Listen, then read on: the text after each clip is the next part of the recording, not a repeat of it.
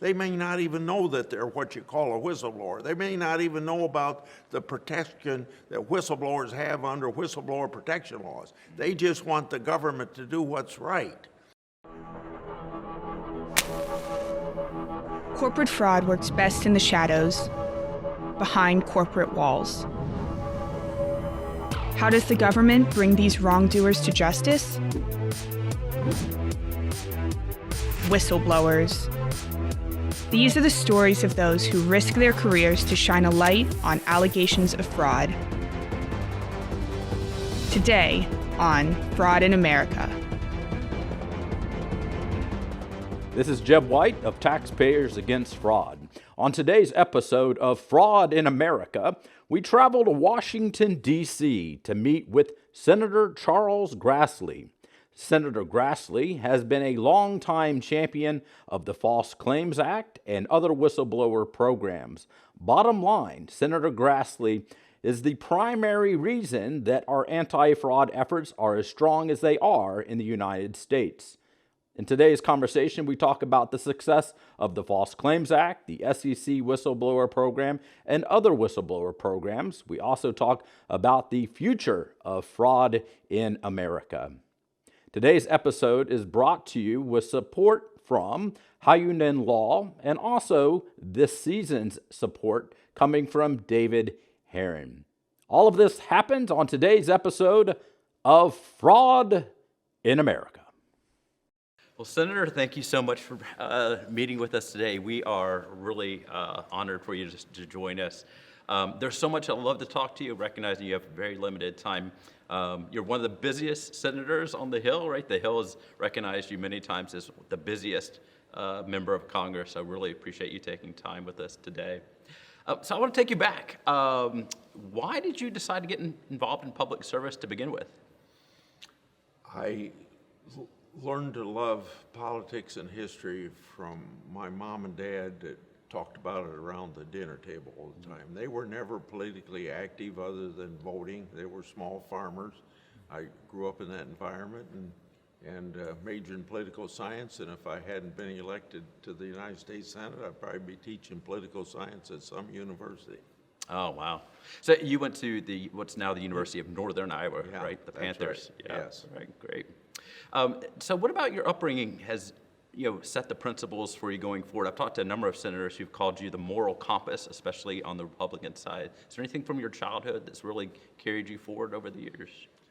I think that ethic that you get from your mom and dad is very important, but I think when it comes to the oversight and keeping the executive branch of any government I've served in responsible, it comes from the legacy of H.R. Gross, a congressman that was 26 years before I was elected to the U.S. House. He was always riding herd on things, particularly on the expenditure of money. Mm. So that's been your legacy, right? You are the fraud-fighting senator. You have championed to make sure every dollar is spent correctly, which leads me to the False Claims Act. Sure. So almost 40 years ago, you and Congressman Berman decided to revive this law that's been around since Abraham Lincoln. Can you tell me about that? Yes, I will. I think we got involved in it kind of separately and then joined hands before the bill was obviously passed. And I don't know whether he started or I started, but I knew Berman as a member of the House when I served there, but weren't real close to him or anything. And obviously this brings us very close because we passed one of the most successful pieces of legislation to fight fraud. And even the U.S. Department of Justice recognizes that. So what got me involved in it is the fact that we had so much evidence of waste in the Defense Department. The $600 toilet seat, the $750 hammer, et cetera, et cetera, et cetera. And started investigating the Defense Department because I wanted a rationale for freezing the defense budget as an effort to freeze across the board. Because if you're going to freeze spending across the board to get the deficit under control, you couldn't make an exception for Defense Department. Okay, so getting in touch with people like Chuck Spinney and a person that was strong on knowledge on contract oversight, contract overspending, those things where when you start out with a figure, but it ends up costing 10 times as much, you become very quickly that there's something wrong. And that took us back to the Lincoln Law, Civil War. And then that Lincoln Law served well until World War II, until then, I suppose, for reasons that maybe it would have impeded the fighting of World War II, Congress changed it. So basically, what we did in 1986 with the False Claims Act is go back to the original intent of the Lincoln Law and make it even much stronger. Now, did I know 35 years later we'd be up to $70 billion bringing in? No, I didn't have the slightest idea, but we were looking for tools to make sure that the cost overruns and the fraud and misexpenditure of money in the Defense Department, that we had a tool to fight it. And that's where the False Claims Act came from. It's been interesting to watch over the years, right? It started out to go after fraud in the defense world, and then it started going into healthcare, and now it seems to be wherever government dollars are, fraud can be, right? That's kind of the evolution. And 32 states have, let's say, a mini False Claims Act as well. So why are whistleblowers so important? I know you've been a champion for whistleblowers over Yeah. the years. Why are they so important? Well, you know, we have this great big bureaucracy. Is it 2 million or 3 million people? It doesn't matter. Yeah. And some agencies are as small as a few hundred, and some of them are as massive as several 100,000, or the Defense Department with several 100,000, beyond what the VA has. I think is the biggest agency of the government outside the Defense Department. Anyway, as I tell everybody that comes to my office before they want my vote for confirmation to some cabinet position, I say this to Republican appointees and Democrat appointees. I said, you can't know what's going on in your department. You got to have respect for whistleblowers. Every one of them say, yeah, they're going to have respect for whistleblowers. Sure. But you know how whistleblowers are treated.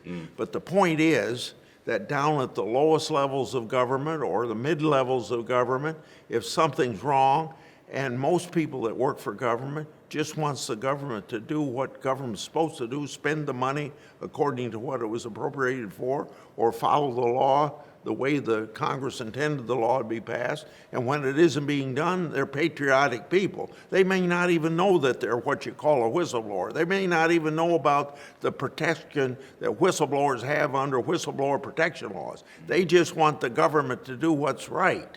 And they don't get the proper attention. Then they go higher and higher, and still nothing gets done. Then eventually, they'll come to members of Congress. Yes. And that's when they officially become a whistleblower, because we have laws to protect them. And those laws sometimes aren't even strong enough to protect them. And these people just want the government to do what's right. So consequently, that's where you protect whistleblowers, because they know where the fraud is. Maybe they know where there's a misexpenditure of money, not fraudulently spent, but wasted. And we ought to pay attention to them. And I wish the people in the executive branch would pay more attention to them, make my job a heck of a lot easier. But I have a responsibility under the Constitution to know that the laws are faithfully executed. And I get a great deal of my information of wrongdoing from whistleblowers. That's why I'm such a strong defender of whistleblowers. Senator, you've always said that you wish that there was a ceremony in the Rose Garden to honor those whistleblowers. You see that happening someday? No. No, you don't see that happening. I've told every president since, I don't know whether I told Reagan this, but every president since Reagan, I've said you need one to encourage whistleblowers. So from the top of the executive branch all the way down to the lowest level of the bureaucracy, they know that it's the the right thing to do to be a whistleblower and point out wrongdoing when wrongdoing violates the law or the money's being wasted or it's being fraudulently taken into somebody's pocket. And we need to do it. But that's the reason for it. And I've asked every president to do it. I'm not going to name the president, but one time on Air Force One, I said to a president, you need to do that. He said, well, you know, if we did that, we'd have 3,000 whistleblowers coming out of the woodworks. Well, that's exactly why you should do it. That's I can't believe that he would tell me that. Wow. So you mentioned the 32 states. There's also the SEC whistleblower program, the CFTC whistleblower program, the IRS whistleblower program. All these have come online because they saw the success of the False Claims Act, right? Absolutely. Yeah. And they've been pretty effective, too. Absolutely. Yeah. So where do you see fraud fighting over the next 40 years? So we're looking back on 1986 to the present and the $70 billion. By the way, that doesn't include who knows how many billions through deterrence, right? Because we're protecting laws, so deterring people from committing. Somebody that follows it closely has made some estimate of the protection it's done because people know about the False Claims Act and maybe it deters them. Many times what's been brought in. I don't have that figure in my mind, and it really does matter. Yes, it is a tremendous deterrent as well. Yeah. And then the False Claims Act doesn't even consider the money that's been brought in under from the IRS when corporation whistleblowers say that some corporation haven't paid their money as well. That's a relatively new statute. I think we got that passed about 2005 or 6 or in that period of time. And then we've done these things through the SEC, the Commodity Futures Trading Commission, and I don't know how many other departments. But maybe there's more need to be covered by it.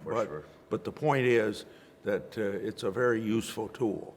And 40 years from now, I would expect that there's going to be people following on. Chuck Grassley's going to continue to do it, and I hope they do, and I hope they do it as vigorously as I do, and just continue it. So one of the beautiful things I've seen over your career, and looking back, it's really been astounding. You didn't just set the law in place, set it and forget it. You have monitored it. You've stood and amended the law. You've strengthened the law. The fraudsters have taken the law off course. Courts have taken it off course, and you've amended it with the assistance of Senator Leahy and recently Senator Kennedy joined you. This growing movement of anti-fraud senators seem to be joining you, right? Are you seeing this movement towards anti-fraud growing? Well, Senator Leahy's always been a partner in this effort. When the courts have done something destructive to the False Claims Act, then we have to go back and change the law and in effect say to the courts, you got this wrong, and that's happened several times. In fact, right now, we're working on a very major thing called materiality, in which the courts have done some weakness of the False Claims Act that we have to go back and correct, and Leahy is a very good person helping me do that. I guess the question for us going forward is, do you see additional champions stepping forward, seeing the groundwork you've laid and that you continue to stand? Do you see other people stepping into your shoes? I think there already is. Absolutely. If you wonder why we do this, it's the same thing you learn in high school government class, checks and balances of government. So here we stand, $70 billion recovered, several billion under the other laws. What do you see as your legacy when it comes to anti-fraud? Well, if you don't know Chuck Grassley, because of that question, I want to tell you, I don't care about my legacy. Wow. I just do my work. And there's going to be people that follow Chuck Grassley is going to continue to do this work because they believe the same as I do. Can I identify people that are going to do it as vigorously as me? I can't right now, but they're going to be there. I have no doubt about it. Well, I'm glad you're here. Hope you're here for many, many years. The example you've set for so many, including myself, to inspire us to go forward and to continue the fight. I really appreciate all the time you've given us over the years on this important front. So, Senator, thank you. Well, let me say about the work we've done in cooperation with you. Yeah. That's another thing that's been very helpful. Your organization and several other organizations that are interested in fighting fraud or just going against waste and mismanagement of government, having people on the outside encourage this and give evidence of it and spread the news about how the False Claims Act is very valuable. You contribute to this process as much as the whistleblowers contribute to it. I appreciate that, absolutely. Well, next week, we're going to go in a different way on fraud in America, but this was a very special episode. Senator Grassley, thank you so much for your time. Thank you. Glad to be with you. You bet. We hope you enjoyed today's episode of Fraud in America. Today's episode was made possible because of the generous donation of longtime Taft supporter and whistleblower attorney David L. Herron. If you believe you have witnessed fraud against the government or fraud on the financial markets, we encourage you to visit our website at taf.org, where you will find a directory of member attorneys who represent whistleblowers across the country. On our website, you will also find additional information about our nation's various whistleblower laws and programs and a way to donate to our organization as we step forward in spreading information about whistleblower programs. This episode was edited and produced by Rachel Brooks, and our theme song is by Connor Chaos. A big thank you to our Taft staff and researchers of James King, Emma Bass, Jackie DeMar, Kate Scanlon, Max Boldman.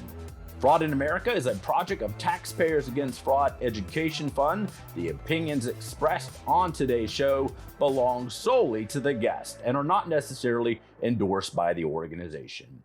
Thank you for joining us on today's episode of Fraud in America.